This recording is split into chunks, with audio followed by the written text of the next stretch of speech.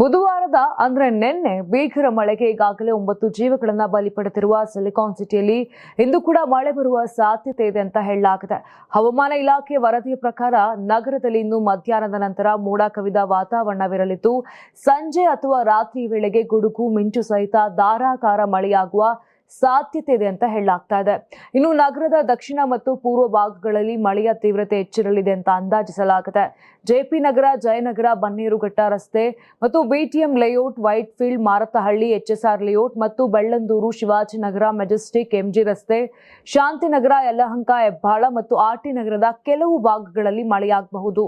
ಈಗಾಗಲೇ ಹಲವು ಸಾವುಗಳು ವಿದ್ಯುತ್ ಸ್ಪರ್ಶದಿಂದ ಸಂಭವಿಸಿರುವುದರಿಂದ ಮಳೆಯ ವೇಳೆ ವಿದ್ಯುತ್ ಕಂಬಗಳು ಅಥವಾ ಟ್ರಾನ್ಸ್ಫಾರ್ಮರ್ಗಳ ಹತ್ತಿರ ಹೋಗಬೇಡಿ ಅಂತ ಇಲಾಖೆ ಹೇಳಿದೆ.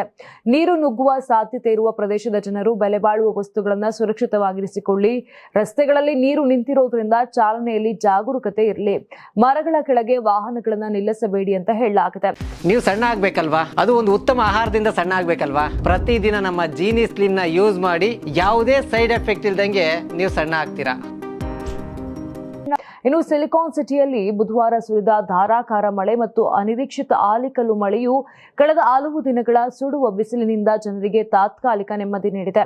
ಆದರೆ ಕೇವಲ 2 ಗಂಟೆಗಳ ಈ ಅಬ್ಬರದ ಮಳೆಯು ನಗರದ ದುಸ್ಥಿತಿಯನ್ನ ಬಯಲು ಮಾಡಿದೆ. 37 ಡಿಗ್ರಿ ಸೆಲ್ಸಿಯಸ್ ವರೆಗೆ ಏರಿದ್ದ ತಾಪಮಾನವು ಮಳೆಯಿಂದಾಗಿ ಕುಸಿದಿದ್ದರೂ ಜನಜೀವನ ಸಂಪೂರ್ಣ ಅಸ್ತವ್ಯಸ್ತಗೊಂಡಿದೆ.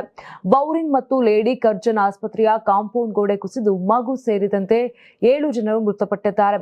ಇನ್ನು ಮಲ್ಲೇಶ್ವರಂ, ಶಾಂತಿನಗರ ಮತ್ತು ಶೇಷಾದ್ರಿಪುರಂ ಸೇರಿದಂತೆ ನಗರದ ಸುಮಾರು 50ಕ್ಕೂ ಹೆಚ್ಚು ಪ್ರದೇಶಗಳಲ್ಲಿ ಮರಗಳು ಧರೆಗುರುಳಿವೆ.